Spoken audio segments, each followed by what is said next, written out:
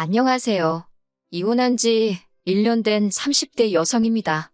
지금은 혼자 딸 하나를 키우고 있어요. 다른 사람들에게 차마 털어놓지 못했던 제가 이혼한 이야기를 해볼까 합니다. 저와 남편은 지인의 소개로 만났습니다. 남편과 저는 동갑이고 영화를 좋아한다는 공통점이 있었습니다. 무엇보다 제가 남편과 결혼을 결심하게 된 이유는 남편의 정의롭고 남을 배려하는 성격 때문이에요. 한 번은 같이 카페에 갔는데 아르바이트생에게 함부로 대하는 주인을 봤습니다. 아르바이트생이 저희 음료를 만들다가 작은 실수를 했는데 저희 앞에서 아주 호되게 혼을 내더라고요. 저로서는 괜히 이야기를 했나 싶고 미안한 마음이 들 지경이었어요. 보다 못한 남편이 나서서 아직 한참 어린 친구인데 이렇게 손님들 앞에서 망신을 주는 건 손님 입장에서 실수를 발견했을 때보다 더 불편하다고 한마디 하더라고요. 그제서야 여기저기서 맞다며 웅성거리기 시작하더군요. 남편은 그 아르바이트생에게 원래 실수하면서 배우는 거라고 다정한 한마디를 건넸는데 그런 남편의 사려 깊은 모습이 참 보기 좋았습니다. 가족이 된다면 제 어떤 허물과 과실도 저렇게 덮어줄 거란 믿음이 생겼달까요? 하지만 같이 살면서 제가 남편의 성격을 잘못 이해했다는 확신을 갖게 되었습니다. 남편의 뜻이 남의 편이란 남편이라더니 그 말이 딱이더라고요. 결혼하고 얼마 지나지 않았을 무렵 제가 굉장히 아팠던 적이 있어요. 얼굴에 수포가 몇 개 올라왔는데 통증도 있으면서 간지럽더라고요.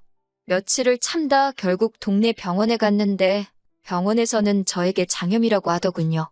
약을 처방받고 이틀을 꼬박 하라는 대로 했는데 차도는커녕 상태가 더 안 좋아졌습니다. 결국 견디다 못한 저는 직접 운전해서 응급실을 향했습니다.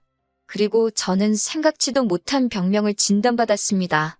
대상포진이라고 하더군요. 심해지면 시신경에 손상을 줄 수도 있었다는 무서운 말도 들었어요. 그나마 너무 늦지 않게 병원에 와서 다행이라고 했지만 처음 병원에서 오진을 내렸다는 사실에 정말 화가 나더군요. 며칠 약 먹고 연고 바르고 하니 언제 그랬냐는 듯 증상은 가라앉았지만 얼굴엔 이미 흉도 졌고 속상한 마음을 감출 수가 없었습니다. 저는 남편에게 첫 병원에 가서 의사 선생님하고 이야기를 좀 해봐야겠다며 같이 가줄 거냐고 물었습니다.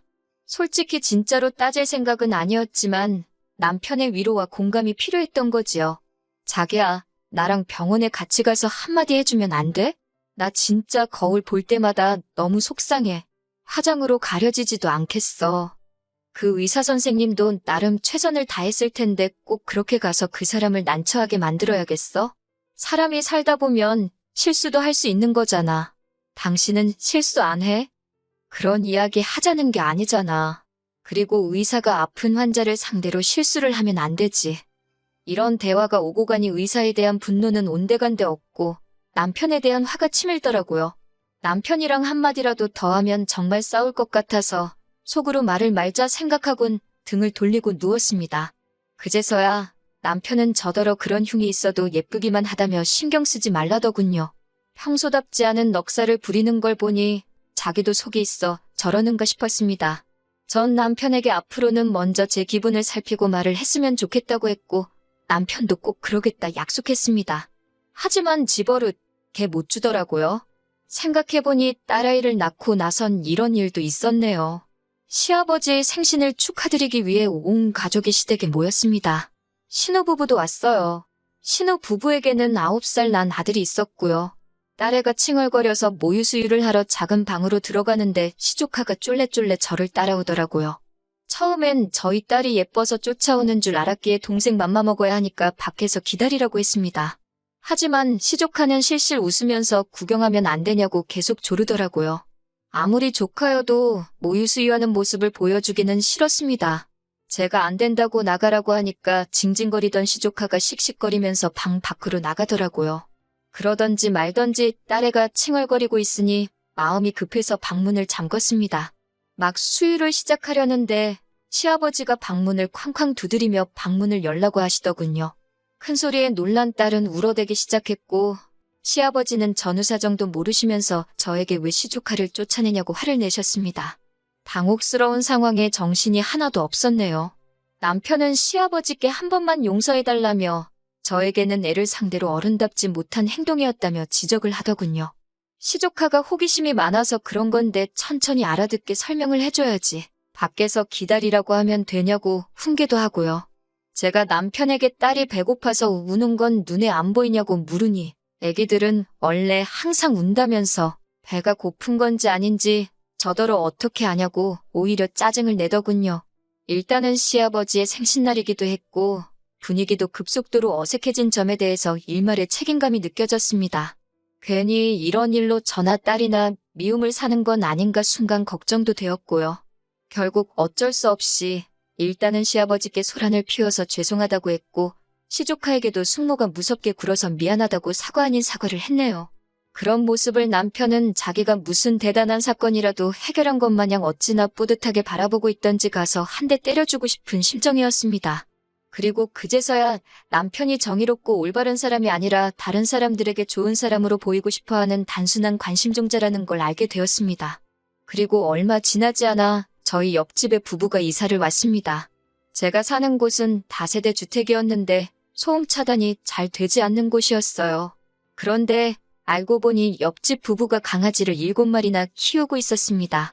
그러다 보니 강아지 짖는 소리가 하루 종일 들렸고 날씨가 궂은 날에는 이상한 냄새도 나는 것 같았습니다. 저랑 남편만 사는 집이었다면 모르겠지만 딸이 있다 보니 저도 좀 예민해지더라고요. 특히 오밤중에 갑자기 개들이 짖기라도 하면 애가 자다가 깨버리니까 저로서는 죽을 맛이었습니다. 옆집에 한마디 해야 되겠어. 개가 짖는 게 당연하지. 개를 어떻게 짖지 말라고 해. 그럼 계속 이렇게 살라고? 우리 딸 자다가 맨날 깨는 거 몰라? 애는 원래 우는 게 당연하고 개는 원래 짖는 게 당연하지. 개 짖는 걸로도 뭐라고 할 정도면 너무 예민한 거 아냐? 이웃끼리 너무 인색하게 굴지 마. 옆집에서도 우리 애 우는 소리 때문에 시끄러워할지 누가 알아? 괜히 본전도 못 찾고 인정머리 없다는 소리 듣는다니까. 사람들이 나까지 어떻게 보겠어? 늘 주변 사람들 시선은 신경 쓰면서 와이프인 저와 딸은 괴롭던지 말던지 개의치 않는 남편이 모습에 진절머리가 나더라고요. 그리고 얼마 지나지 않아 정말 더는 이 사람이랑 못 살겠다 싶은 일이 있었습니다. 친정어머니가 손녀 좀 보여달라 하시길래 모처럼 딸을 맡겨놓고 남편과 데이트를 하러 나갔어요. 아이를 키우면서는 도통 둘이서 시간을 보낼 기회가 없었기에 모처럼 들뜬 마음이었습니다. 그래도 혹시 아이한테 무슨 일이라도 생기면 바로 달려가야 한다는 생각에 집에서 멀리 떨어진 곳까진 가지는 못하고 30분 거리에 있는 쇼핑몰에 가게 되었어요. 그동안 집에서 애 키운다고 거의 편한 옷만 찾아 입었었는데 밖에 나와서 구경하니까 아가씨 때 입었던 옷들도 보이고 마음이 싱숭생숭하더라고요. 남편이 잠깐 건너편 전자제품 가게에서 구경 좀 해도 되냐길래 그럼 전 옷 구경 좀 하겠다고 말하고 잠시 떨어져 있었습니다.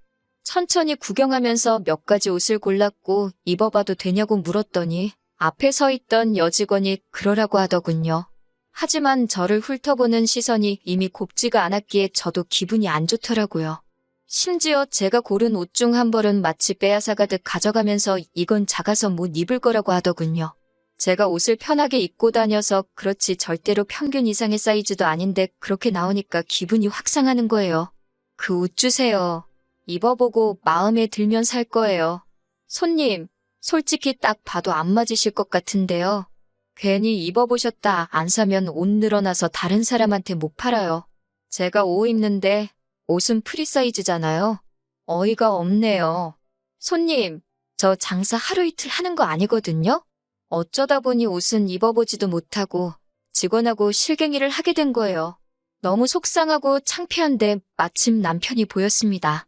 남편이 무슨 일이냐고 묻길래 아무것도 아니라고 그냥 가자고 했어요. 그러자 그 직원이 제 뒤통수에다 대고 사지도 않을 거면서 짜증나게 일거리만 만들고 간다고 궁시렁대더군요. 남편도 그 소리를 들었는지 저더러 마음에 드는 거 있으면 그냥 하나 사라고 하더군요. 저는 안 산다고 그러고 가게를 나왔습니다. 생각할수록 불쾌해서 뭐 저런 가게가 다 있나 싶었습니다. 남편은 요새 불경기라 그런지 다들 예전만큼 친절하지 않은 것 같다고 하더군요. 그러면서 저에게 저도 잘한 거는 없다고 하는 거예요. 사지도 않을 건데 물건을 만지작거리면 누가 좋아하냐고요? 그리고 딱 보니까 옷가게 직원도 우리보다 한참 어린 아가씨 같던데 어떻게든 먹고 살려고 장사하는 게 참 안쓰럽고 대단해 보인다 하더군요. 순간 저는 제 머릿속에서 마치 이성의 끈이 끊어지는 듯한 느낌을 받았습니다. 자기? 지금 누구 편이야? 저 여자 편이야? 내 편이야? 저 여자가 자기 누나라도 돼? 여동생이라도 돼? 저 사람이 뭔데 내가 옷을 살지 안 살지 마음대로 정하고는 입어보지도 못하게 해? 당신이 지금 이해하고 챙겨야 하는 건 나야. 당신 와이프라고. 이름도 모르는 옷가게 직원이 아니고 제가 상가 사람들이 다 들을 만큼 소리를 치자 남편도 그제서야 저를 달래려고 들더군요. 저런 거 안 입어도 예쁘기만 하다면서요.